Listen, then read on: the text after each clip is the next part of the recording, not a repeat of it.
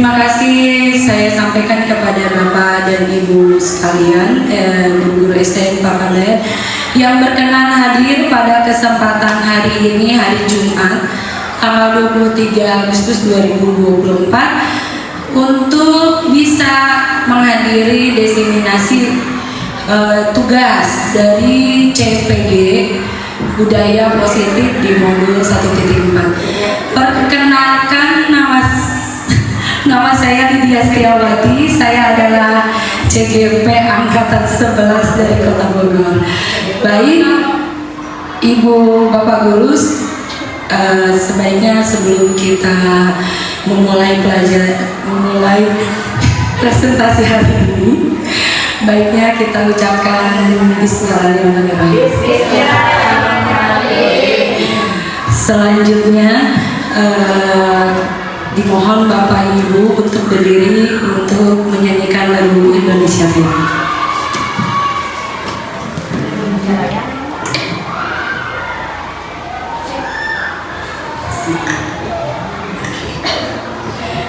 Sebentar ya, ini kayaknya sinyalnya ini. Sinyalnya kurang bagus. Terima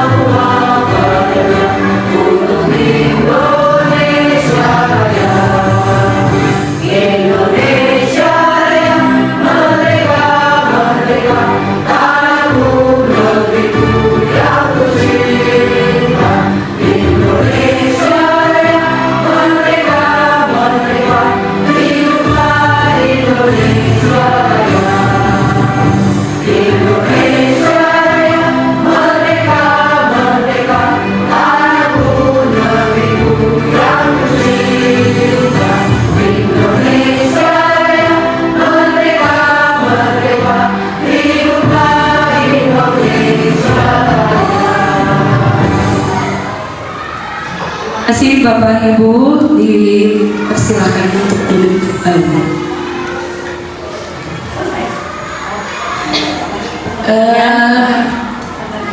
Ya baiklah, izinkan saya berdiri di sini bukan untuk menggurui Bapak Ibu, namun untuk share apa yang sudah saya dapatkan pembelajaran ilmu di CGP Angkatan 11 ini.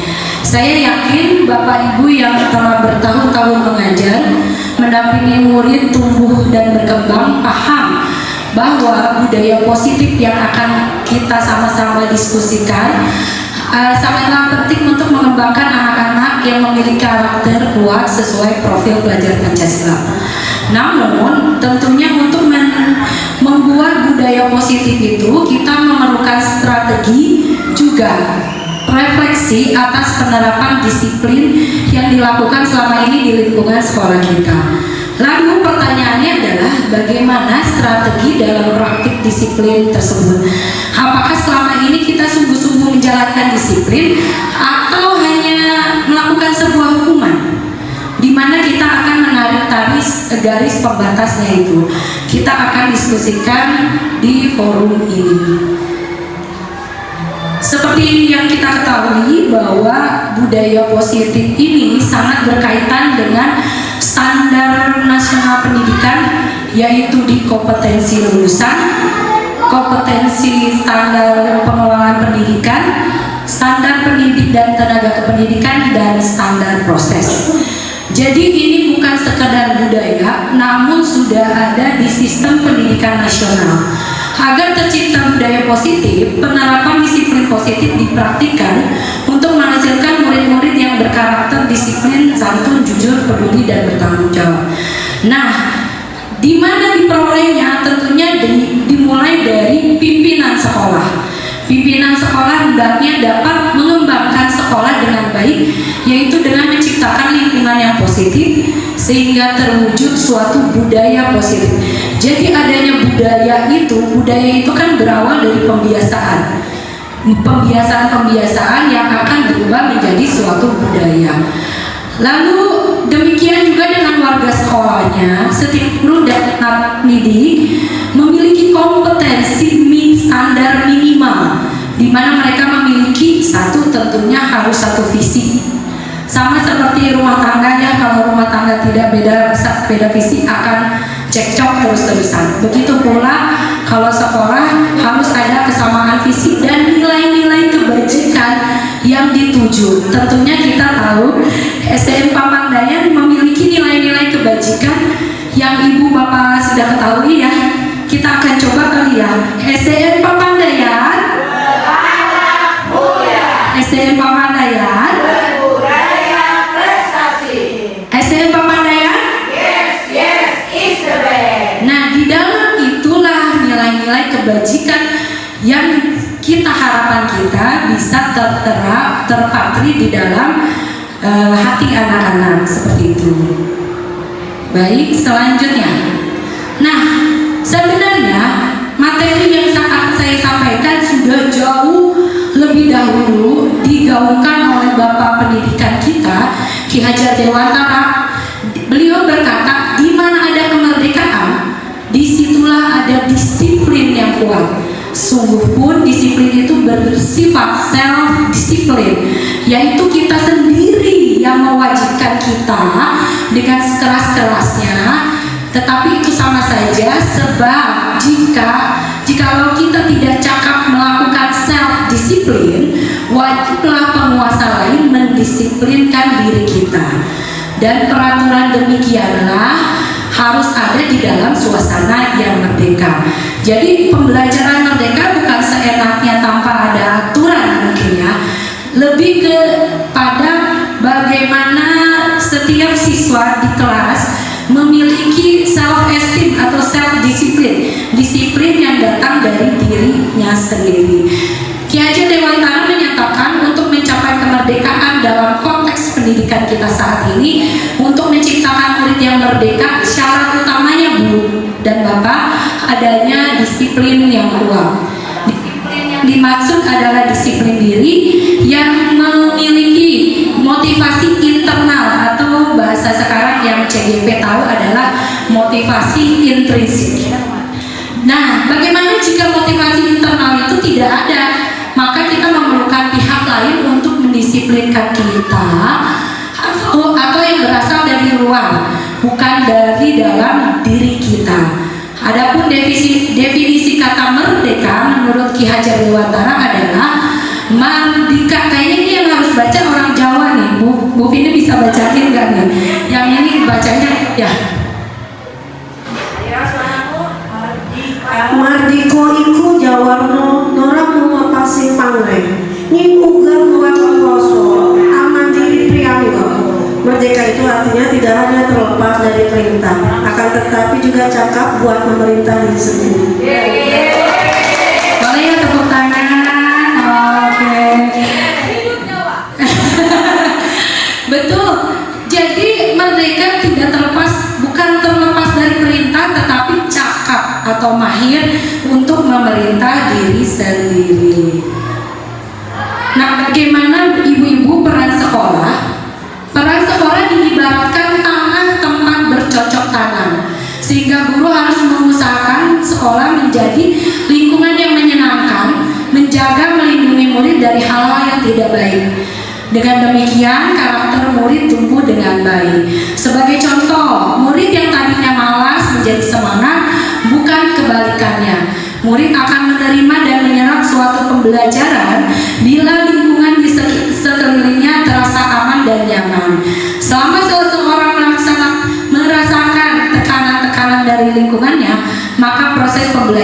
akan sulit terjadi. Setuju Ibu-ibu?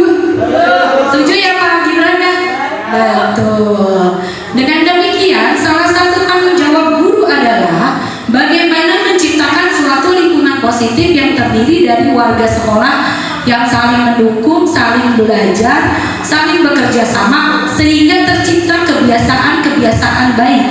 Kebiasaan baik itu menjadi karakter, sehingga karakter yang dari kebiasaan baik itu berubah menjadi sebuah budaya positif. Begitu. Baik, mari kita main games dulu ya. Ibu-ibu ini kayaknya sudah berdelapan. Oh iya, berpasangan sebelah-sebelahnya boleh deh. Jadi, yang satu berperan memegang sesuatu yang amat penting di tangannya.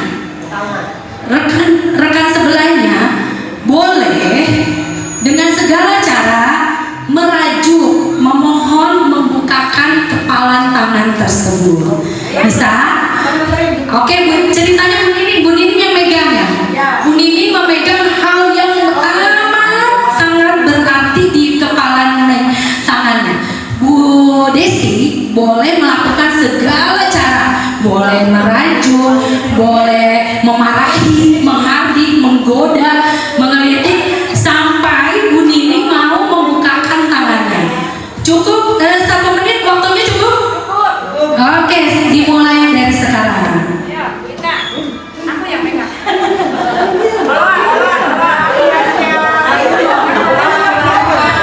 Bagaimana caranya agar rekannya mau membuka kepalan tangannya? Oh boleh. Terlihat Bu Lia, Bu Ita memohon-mohon.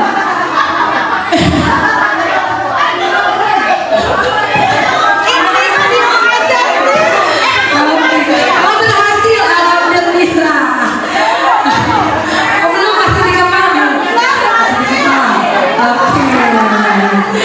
Oke, alhamdulillah. Kita akan coba tanya ya, Bu Ita ke Bu Ita. Bu Ita tadi berhasil membuka kepalan tangannya Bu Oma ya.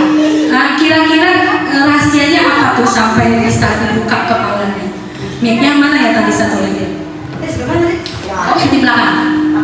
Mic.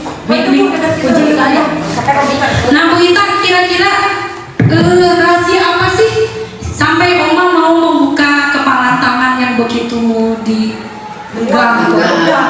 Omahnya sarayu-rayu Dirayu-rayu, minta sedikit jadi bukain gitu. Kalau Bu Desi berhasil? Oh enggak, kita tanya ya. Soalnya kalau Bu Nining itu bukan masalah kepala tangannya, tapi dibuka jadi susah. Bu Nini kenapa nggak mau membuka kepalan tangan gitu? Jadi cuek sama Oh cuek. Oh gitu. Baik. Maka kita akan bahas kenapa ya. Ada yang mau membuka kepala tangan, ada yang tidak, tadi sudah kita bahas ya. Lalu pertanyaannya, dalam kegiatan ini sesungguhnya siapa yang memegang kendali atau kontrol untuk membuka dan menutup kepala tangan? Menurut Oma, apakah Oma atau Bu Ita nih yang pegang kendali? menurut saya bagaimana Bu Ita yang mengendalikannya. Kalau kita kan kalau istilahnya sudah dirayu apapun gitu, kalau udah dirayu mah kita lepas dong. Pasti dulu karena Bu Ita juga ada tujuan. Oh iya, menurut Bu Lia atau Bu Teti? kalau saya kata begini Bu Lia, kan aku mintanya galak, ayo pinjam, jadi dia nggak ngasih, malah dia takut. Gitu, iya betul.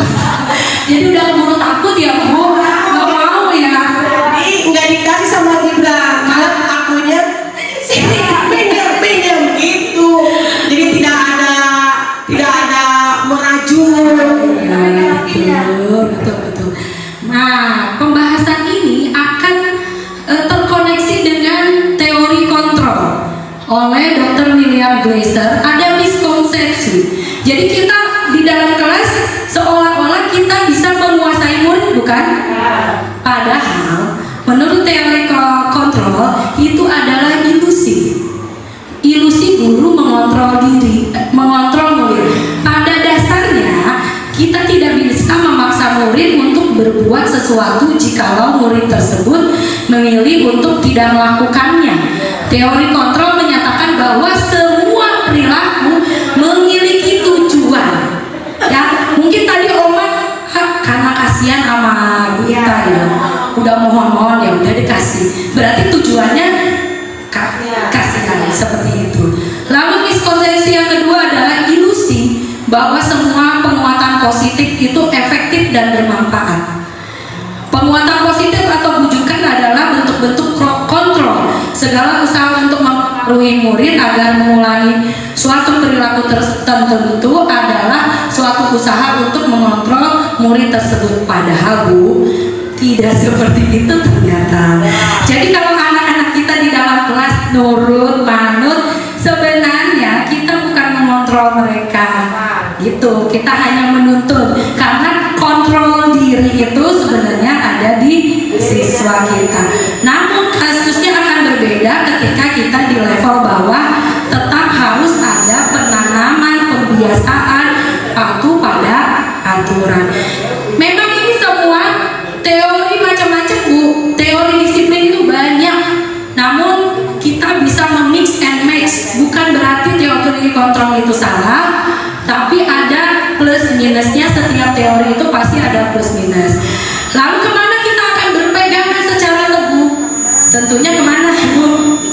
Ke ajaran yang sesungguhnya, yaitu ada di Al-Quran.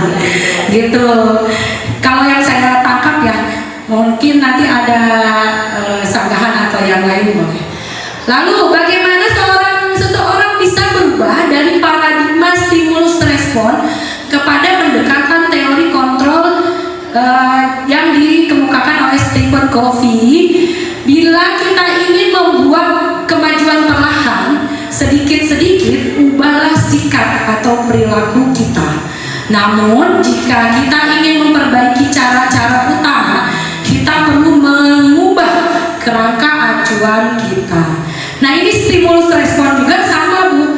Ini dulu digaung-gaungkan di kurikulum 2004. Masih ingat tentu ya. Digaung-gaungkan bahwa ketika kita memberikan stimulus positif, si anak akan memberikan stimulus respon yang baik. Tapi sekarang kegeser Bu katanya. Kegeser sama teori kontrol. Nah, padahal teori kontrol pun memiliki kekurangan-kekurangan. Ya, nanti kita akan bahas lebih lanjut di slide berikutnya. Saya akan mengajak ibu bapak untuk memikirkan kembali kebutuhan-kebutuhan dasar yang sedang dibutuhkan seorang murid pada saat mereka berperilaku tidak pantas. Banyak ya Bu ya, akhir-akhir ini dunia akan semakin luar biasa gitu ya. Baik sikap, bahasa, saya pun merasakan sendiri. Nah, bagaimana kebutuhan dasar itu dipenuhi? Kan anak itu berperilaku tidak pantas, berarti ada yang kurang ya Bu ya. Nah, kita akan mengeksplorasi suatu posisi dalam penerapan disiplin yang dinamakan manajer. Keren ya namanya ya? Jadi sekarang mah guru teh multi talent. Harus jadi manajer, harus jadi among guru, harus jadi pemimpin pembelajaran, banyak Bu. Nah, pendekatan disiplinnya dinamakan restitusi. Nah, bagaimana pendekatan restitusi fokus untuk mengembangkan motivasi intrinsik pada murid yang selanjutnya dapat menumbuhkan murid yang bertanggung jawab, mandiri dan merdeka. Ibu-ibu kalau melihat ini apa ya? Ada apa yang di benak ibu-ibu ya? Kue donat. Bu Ugi ada jawaban Bu Ugi kalau melihat ini apa ya Bu Ugi? Lihat rujak. Lihat rujak soalnya warna-warni ya. Kalau Pak Gibran melihat ini apa ya? Kue. Kayak kue ya. Kalau kue timah ya dolar deh. Oh dolar. Ya betul. Kita pasti akan tertuju sama ini ya. Iya dolar. Setuju ya ibu-ibu kalau uang adalah salah satu kebutuhan dasar kita. Betul. Ini disebut 5 kebutuhan dasar hidup. Tentunya yang paling besar ada di tengah. Apa itu bertahan hidup? Kita ketawa bertahan hidup nggak sih Bu? Kita lagi pusing nih ya, kita ketawa. Kalau Bu Nining shopping ya kalau lagi pusing. Berarti salah satu pertahanan hidup Bu Nining adalah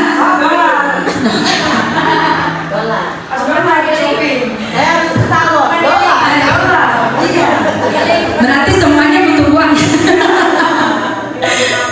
Ya ternyata ada 5 kebutuhan dasar dari sejak kita orok lah istilahnya sampai kita akan menjelang wafat.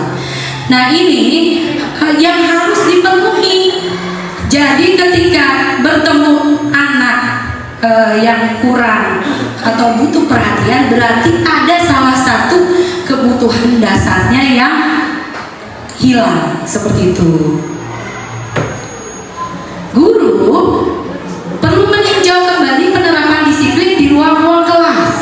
Apakah efektif, berpusat, memerdekakan, memandirikan murid, atau bagaimana dan mengapa? Menurut teori kontrol, ada 5 posisi kontrol yang diterapkan seorang guru, orang tua, atau atasan dalam melakukan kontrol, yaitu yang pertama sebagai penghubung, pembuat rasa bersalah, pemantau, teman, dan manajer. Kita akan lihat lagi Bu, kira-kira posisi kontrol yang pertama adalah apa ya dia? Adi, ayolah, bagaimana sih kamu? Kemarin kamu sudah janji ke Bapak bukan? Kenapa terlambat lagi? Ya sudah, tidak apa-apa. Duduk dulu sana. Nanti Pak Guru bantu kamu ini. Gitu. Kira-kira posisi kontrolnya di mana?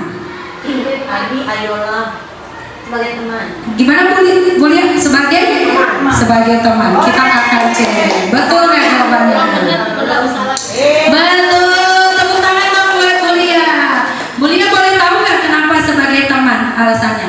Dari bahasanya ya. Dari bahasa yang dipakai. Katanya, ayo kan kita mengajak. Mengajar. Kalau misalnya kita sebagai orang tua mungkin depannya bukan ayo ya nak. Oh gitu, siap. Tapi kalau ayo kayak teman kan jadinya pasti.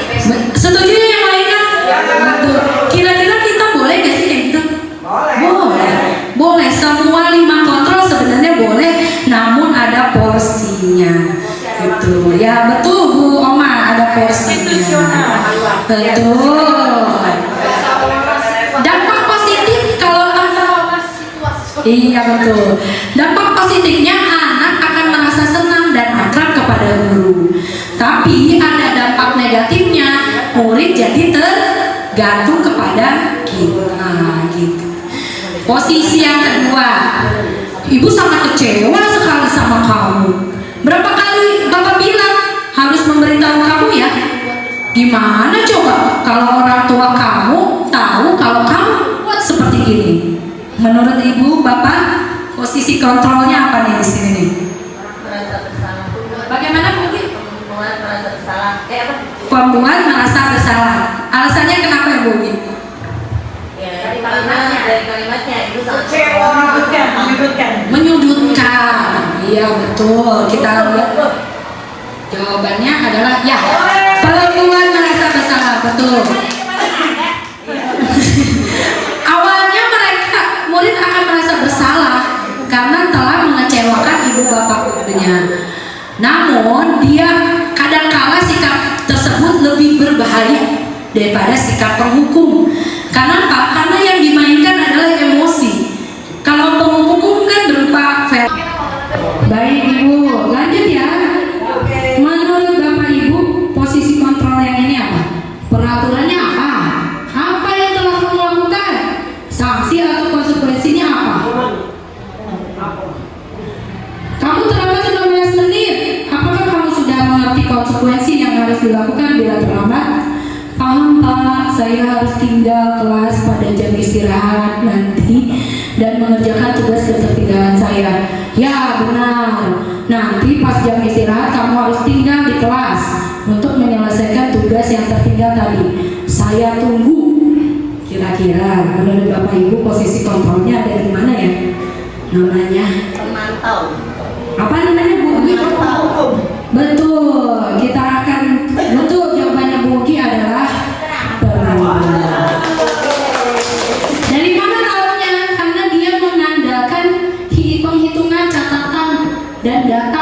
Jadi dia akan menggunakan stiker, catatan atau daftar cek, lalu dia pasti ada kalimat ibu liatin, ibu tunggu.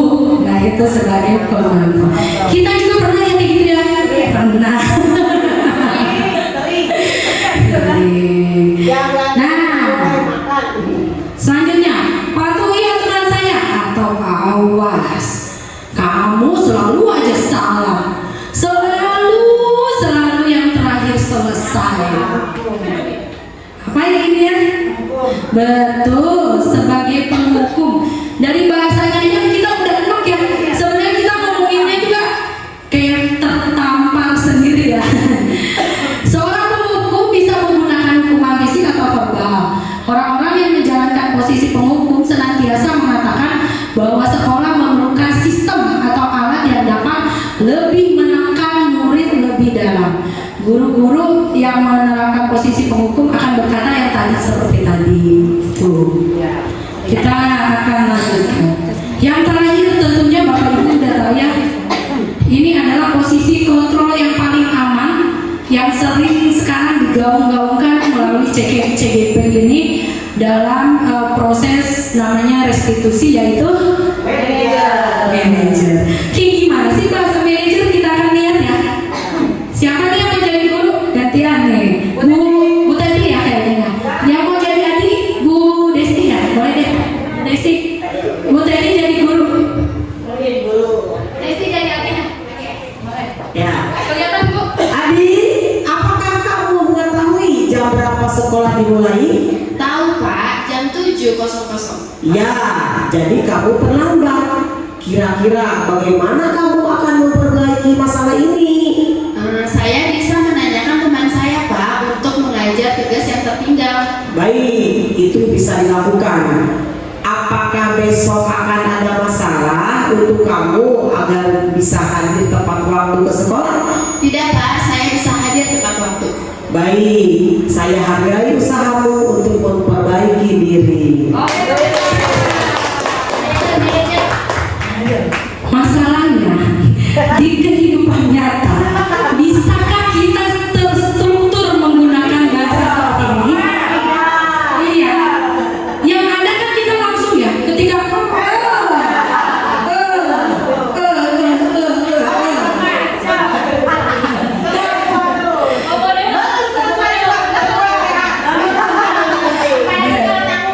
iya betul.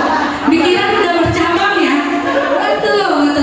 Nah ini kan secara apa ya namanya ideal. Namun pelan-pelan nih. Ini tuh namanya restitusi Bu. Restitusi adalah shortcut atau cara cepat kita mengatasi siswa yang keluar dari jalur untuk mengembalikan mereka ke jalur yang benar dengan 3 tahapan. Nah, tahapan apa aja ya? Kita akan lihat. Oke. Jadi yang bagus Bu, bentar Bu ya. Iya. Jadi yang bagus itu yang kontrol yang mana yang harus dilakukan oleh guru. Nah, saya balikin lagi. Kira-kira yang paling ideal untuk sekarang adalah manajer. Namun kita tidak memungkiri kita manusia biasa. Tentunya sesekali kita mengambil posisi hukum, tiba-tiba kita mengambil posisi pemantau, itu tidak dipermasalahkan sebenarnya Bu. Namun kita punya porsi yang lebih sedikit dibandingkan posisi manajer. Jadi makanya ya guru itu multi talent. Sebenarnya posisi manajer itu bukan untuk membahagiakan guru atau murid. Jadi kita nggak mau kalau kita sebagai manajer dicap oh guru itu mah baik, guru itu mah bagus. Tidak seperti itu sebenarnya ya. Tapi tujuannya adalah untuk mengembalikan posisi siswa yang salah ke tracknya lagi gitu. Jadi kan kalau anak dipaksa dengan bahasa kasar seperti itu kan anak belum tentu mau ya. Jadi kita kalau dalam posisi polisi biasanya tindakan persuasif ya gitu. Kita akan lanjut. Nah ini perbedaannya Bu. Kalau restitusi digabungkan dengan 5 posisi kontrol kontrol yang tadi, ada identitas yang gagal kalau kita menggunakan kontrolnya sebagai penghukum dan pembuat merasa bersalah. Dia akan gagal. Hari itu kita tidak bisa membentuk anak ketika kita sebagai penghukum dan pembuat orang merasa bersalah. Menghardik, menunjuk-nunjuk, menyakiti, menyindir, berceramah, menunjukkan kekecewaan dalam itu hari itu sebanyak apapun anak mendapatkan ilmu, ketika kita ada di posisi penghukum dan pembuat merasa bersalah, gagal pembelajaran hari itu. Di mana identitas berhasil adanya di kontrol ini, Bu. Di kontrol teman, pemantau, dan manajer. Jadi semoga setelah ini kita, ya ini mah paling 5% lah ya, 2% gitu. Lu iya mana 60-70% gitu. Jadi kita antara teman pemantau manajer, balik lagi teman pemantau manajer gitu, seperti itu. Ya, maka akan kalau kita berhasil untuk disiplin sebagai guru mengandalkan kontrol positif ini, maka muncullah si murid motivasi intrinsik. Itu dari dalam, karena identitas dia nggak gagal, dia dihargai. Kesalahan dia itu bukan sebagai kesalahan yang harus diomong-omong, tapi diperbaiki dari dirinya sendiri. Itu. Nah, inilah yang disebut restitusi, sebuah cara untuk menanamkan disiplin positif pada murid. Proses menciptakan kondisi bagi murid untuk memperbaiki kesalahan mereka sehingga mereka bisa kembali pada kelompoknya dengan karakter yang lebih kuat. Oke, kita lanjut. Nah, ini segitiganya, Bu. Segitiga restitusi. Fase yang tetap adalah menstabilkan identitas. Apa yang bisa kita katakan ketika kita melihat anak yang di luar track atau di luar jalur aturan? Kita akan mengatakan pertama kali begini, setiap orang pasti pernah melakukan kesalahan. Kamu bukan satu-satunya orang yang pernah melakukan ini. Gitu. Jadi distabilkan dulu, jangan langsung tunjuk gitu. Jadi dia merasa, oh iya, gitu. Lalu lanjut ke sini, validasi tindakan yang salah. Tentunya tindakan yang salah akan kita validasi dengan kalimat yang seperti ini. Kita akan mancing dia. Kamu tentu punya alasan ya. Alasannya apa ya? Nah, kira-kira di kehidupan nyata bisa nggak diomongin seperti itu ya?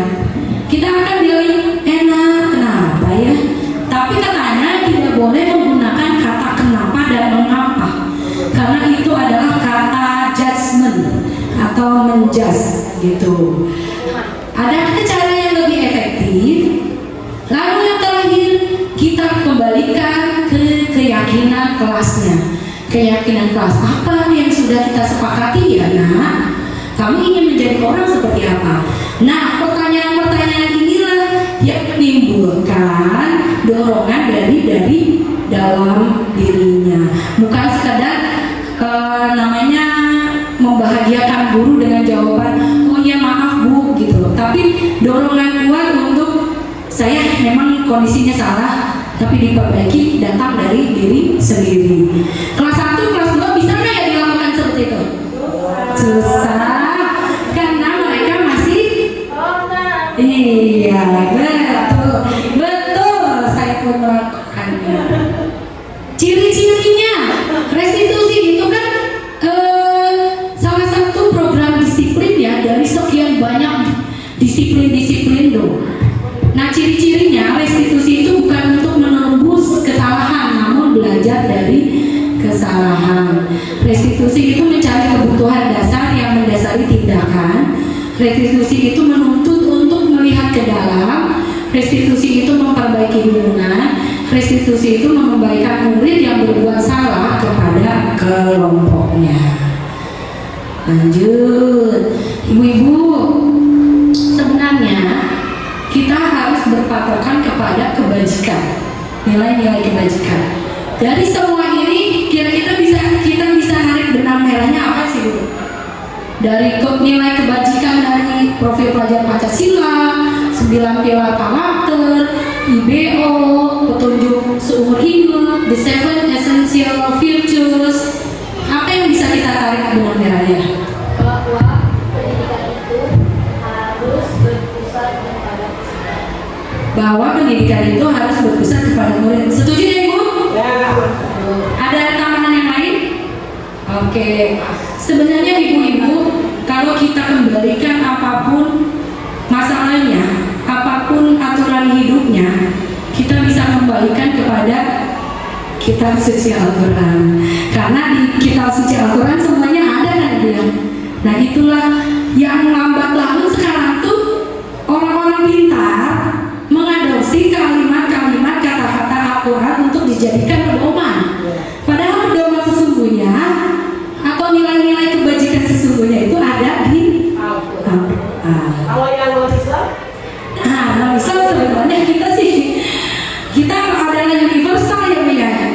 Maka lahirlah profil pelajar Pancasila seperti itu. Kita akan lanjutkan. Nah, Ibu, nilai-nilai kebajikan universal yang disepakati secara tersurat lepas dari latar belakang suku, negara, bahasa maupun agama.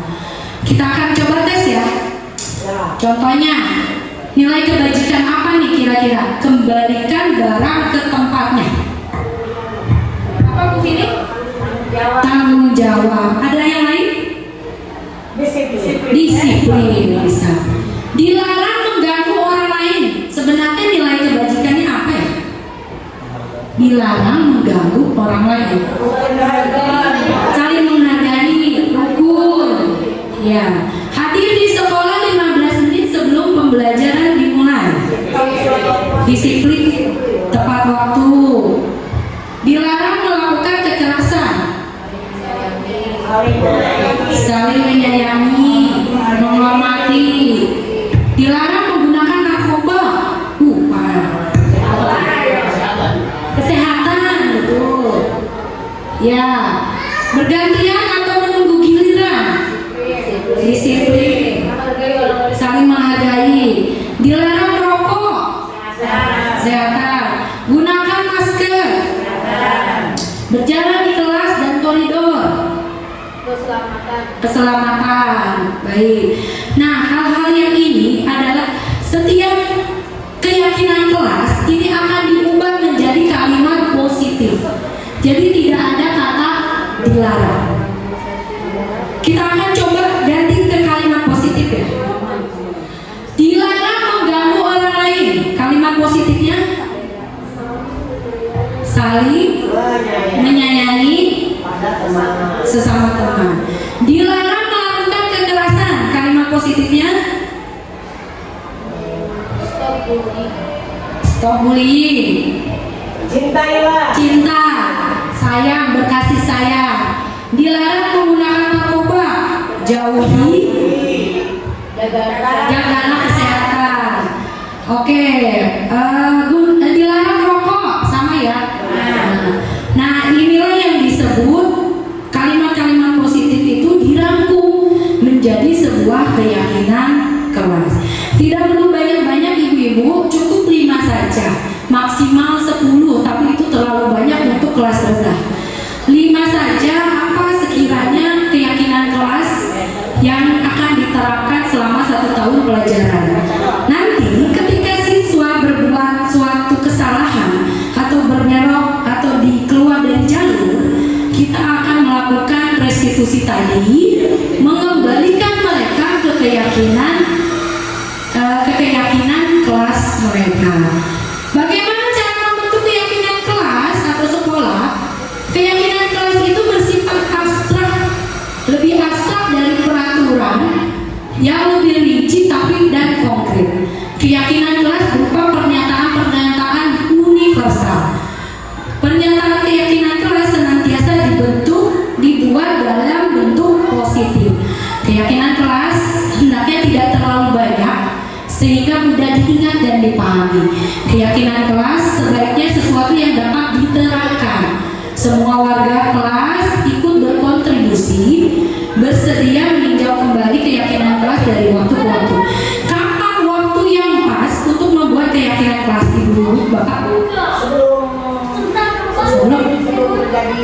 Betul, manfaatkan waktu MPLS untuk membuat keyakinan kelas, untuk tahu kondisi belajar siswa melalui asesmen awal kognitif dan non kognitif. Disitulah poin startnya kita. Boleh nggak ketika di tengah-tengah? Kalau belum dilakukan sama sekali boleh. Kalau sudah dilakukan itu namanya review atau evaluasi. Mengevaluasinya jangan semuanya. Ini kayaknya mau saya ganti deh. Ini saya ganti. Jangan diganti sendiri Bapak Ibu, tapi tanyakan ke anak. Kalau saya memang udah bikin jadi. Saya paparkan ke anak. Anak-anak gini. Atau kelasnya kuliah yang saya lihat melakukan curang pendapat ya kuliah ya. Jadi anak dikasih kertas, kamu mau kelasnya kayak gimana? Terserah mereka bebas. Tempel-tempel, kita rangkum. Dari rangkuman itu dapatlah satu kalimat digabung menjadi keyakinan kelas. Kalau dulu mungkin kesepakatannya, kalau sekarang namanya keyakinan. Nah, baiklah, mari kita bayangkan alangkah indahnya ketika tercipta masyarakat yang bisa saling belajar, saling merasa terdekat dan terhubungkan satu sama lainnya. Karena masyarakat seperti itu akan mengambil tanggung jawab untuk pembelajarannya, senantiasa berusaha untuk menjadi insan yang lebih baik dari sebelumnya. Karena itulah tujuan dari disiplin diri. Mungkin seperti itu. Bapak Dayat akan bisa seperti ini? Nah, pertanyaannya. Mari kita buka diskusi karena waktunya masih ada 5 menit lagi. 20 menit lagi. 20 menit lagi. Apa ya?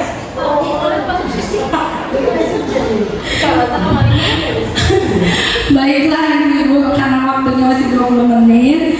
Ini sesuai kesepakatan awal. Karena kesepakatan awal itu kita adalah durasinya 1 jam.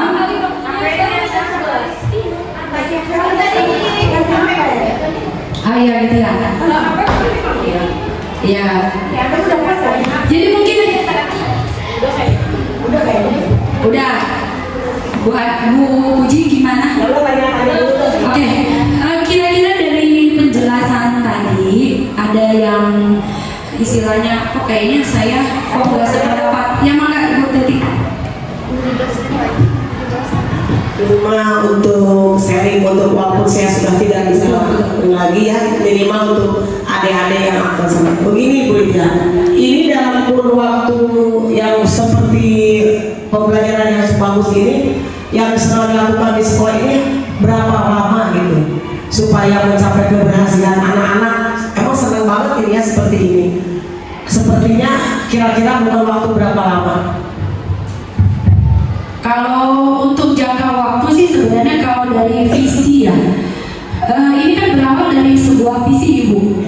Nah itu visi itu masih relevan itu di kurun waktu 5 sampai 7 tahun gitu batasnya ya Bu. Itu mungkin target ya. Target ya. Karena hitungannya begini, mungkin visinya dari anak kelas 1 sampai ke lulus. Nah itu sebenarnya visi itu harus sejalan Ibu, berjenjang, berkelanjutan. Jangan ketika di kelas 1 2 misinya sudah jalan, tapi hilang di kelas 3 karena mungkin waktu atau pembelajaran yang lebih panjang gitu. Karena begini Bu Lia, maaf ya, agak sedikit flashback ke belakang. Kita pernah DBE ya, itu pernah anak-anak itu disiplin pada waktu kita ada dari DBE itu, karena waktu itu kan pas Josbus itu yang meninggal. Nah itu sampai kenapa? Karena guru-guru kan sama dilatih juga seperti itu. Dilatih tapi guru-gurunya itu ada imbalan makan, dapat duit ya. Nah itu jadi tidak. Jadi dia pun jadi guru itu punya untuk kumpul-kumpul begitu saja. Ada motivasi. Ada motivasinya. Reward dari. Kan kalau untuk sekarang, kalau di sekolah apakah sudah sudah siap sekolah memberikan seperti itu. Kalau waktunya nih, misalkan ini kadang-kadang kita ada Zoom aja kan, merasa capek, lelah gitu ya. Walaupun itu untuk guru kan. Nah ini untuk imbasnya kepada agar siswa-siswi kita, anak-anak kita itu menjadi lebih baik lagi. Itu kan harus ada kesadaran dari orang tua juga, karena maaf ya, ini ada saya ngajar di yang punya dulu menteri luar negeri, apa sih namanya, yang Bang Jalal itu ya. Itu di sekolahnya Bu dia, sholat aja tidak usah dipanggil-panggil, sholat dulu. Nah itu sudah tertanam di diri anak itu. Hanya sekolah memberikan seperti kita masjid sudah ada, tapi yang saya alami di kelas 1, kelas 2 itu yang semangat tuh kelas 2 baru juga ada, Bu sholat dulu sebentar, kita perlu itu, karena nggak pernah dialami nih loh ya kenyataannya. Tapi sudah kelas 3, kelas 4, kelas 5 itu malah main bola. Nah itu untuk mengarahkannya tidak cukup dengan orang satu orang. Nah udah sholat belum? Berarti ada kesenangan antara wali kelas yang harus terjun gitu ya. Ini malah dilakukan oleh anak-anak kelas tinggi. Nah seperti itu. Kadang anak tuh udah sholat belum? Nah, nggak boleh ada gitu ya, berarti ya supaya anak tertanam tuh kita kan sholat gitu. Sekarang udah sholat belum mana? Belum Bu, sholat dulu. Tapi kemana aja nggak taunya. Tapi tidak semua anak, tapi kebanyakan sholatnya tidak dilakukan. Itu satu dalam segi keimanan. Nah yang kedua, yang kebersihan. Kebersihan sampai saat ini tidak mau merawat. Kadang-kadang sampah itu diselokan, ya. Nah itu kan ada itu suatu udah tahu itu jangan buang sampah sembarangan, tetap harus ada nilai-nilai tulisan yang seperti kan tidak boleh buang sampah sembarangan katanya sekarang ya, buanglah sampah pada tempatnya TDG. Nah untuk lebih seperti untuk Bu Lydia, bagaimana motivasi lebih lagi kepada sekolah di antaranya wali kelas Algas yang berkesinambungan. Begitu saja Bu Lydia, terima kasih. Iya, mungkin ini sekalian penutup ya. Bapak Ibu yang terhormat, memang untuk mengubah suatu kebiasaan itu tidak bisa sendiri, harus bersama-sama. Jadi memang Ibu dalam kebersamaan itu memang harus ada yang pengontrol juga, ya. Di situnya ada manajer juga. Karena orang dewasa pun lebih sulit sebenarnya mengatur orang dewasa dibandingkan anak-anak gitu. Jadi disitulah pentingnya sebuah kolaborasi gitu. Saya sih setuju aja kalau misalnya Bu Teti bersikap tegas ya. Saya karena emang diperlukan gitu. Meskipun sekarang digaung-gaungkan harus lemah mungkin dia boleh nambahin ya, yang penting juga kan terkondisi dengan perubahan-perubahan ya. Misalnya dulu pakaian mana bagus, tapi kan ada perubahan satu, misalnya perubahan pemimpin ya, pimpinannya kita sudah berganti-ganti kepala sekolah, kemudian warga sekolahnya pun termasuk istilahnya guru-gurunya juga ada yang pensiun, ada yang pindah, kan itu yang datang pun membawa istilahnya membawa kebiasaannya masing-masing gitu ya. Terus juga kalau sekarang anak-anak dari generasi ke generasi kan memang sudah berbeda ya, karena situasi juga mungkin untuk kayak buang sampah ya itu kayaknya cuma diganti bahasanya aja ya. Kalau sekarang anak sekarang memang lebih boleh dibilang pengen-pengen ya Bu ya. Jadi harus mungkin tadinya jangan buang sampah sembarangan, ada sarung kan keras gitu ya. Kalau sekarang mah ambil aja, misalnya ayo buang sampah pada tempatnya. Jadi cuma lebih diperhalus aja gitu. Makanya katanya gini, ada yang sering terdengar tuh generasi sekarang mah pada ini baper, bentar-bentar dimarahin dikit nambah gitu katanya gitu. Iya, memang tuntutan seorang guru luar biasa Ibu.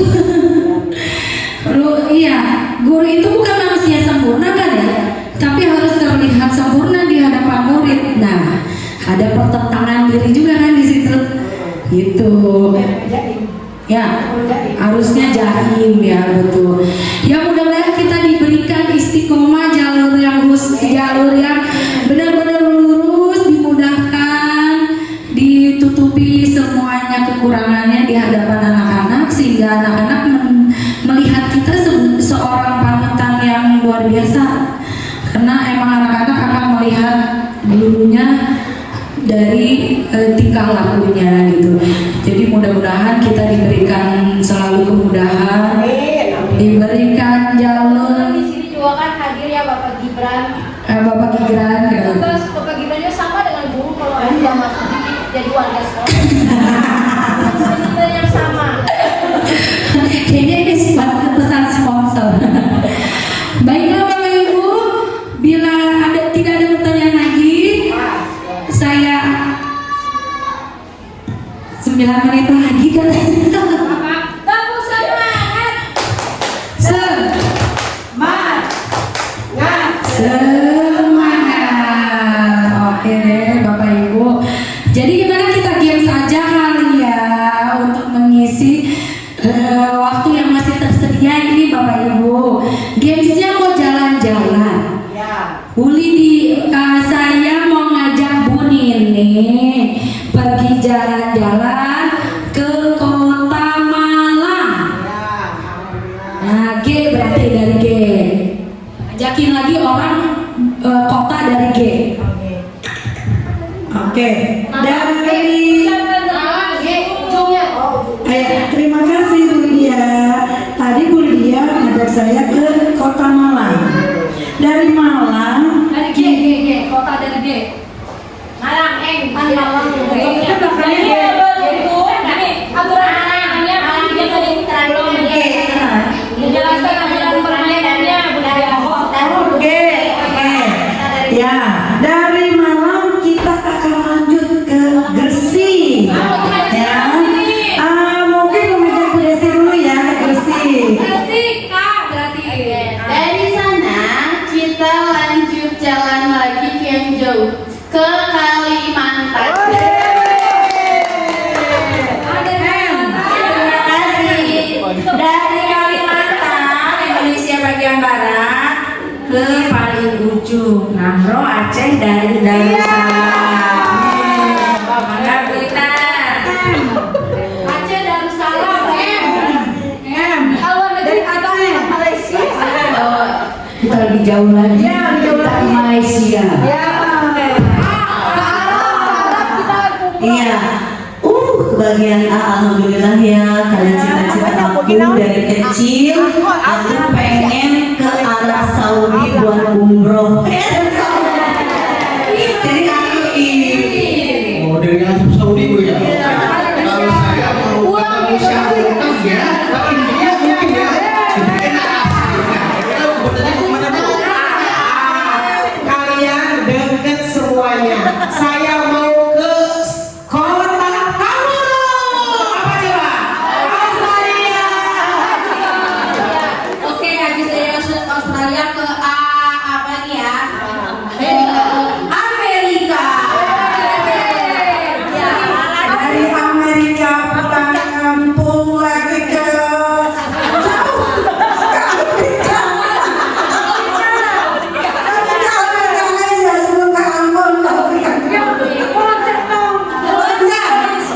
pulang ke Indonesia. Terima kasih Bu Gini dan semuanya, boleh tepuk tangan. Baiklah, semoga pada kesempatan hari ini ilmu yang sedikit yang saya dapatkan di CGP bisa Ibu bermanfaat bagi Ibu Bapak Ibu. Selanjutnya adalah penutup. Maaf nih ketawa lagi. Katanya waktunya masih ada. Iya. Iya. Baiklah kita doa penutup ya. Kita akan tutup dengan ucapan alhamdulillah. Alhamdulillah.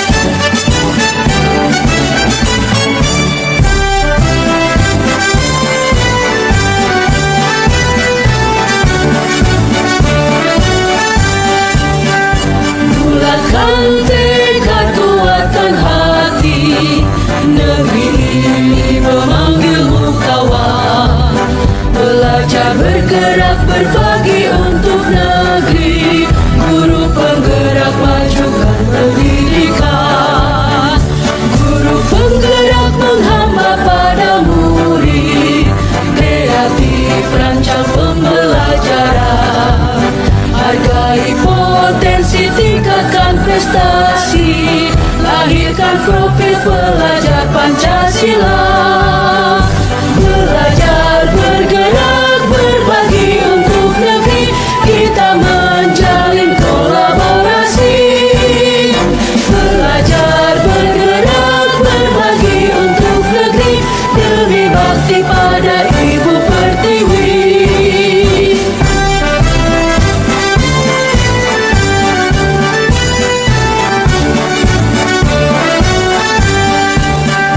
Bulatkan tekad, kuatkan hati, negeri ini memanggilmu kawan. Belajar, bergerak, berbagi untuk negeri, guru penggerak majukan pendidikan, guru penggerak menghamba pada murid, kreatif rancang pembelajaran, hargai potensi tingkatkan prestasi, lahirkan profil pelajar Pancasila.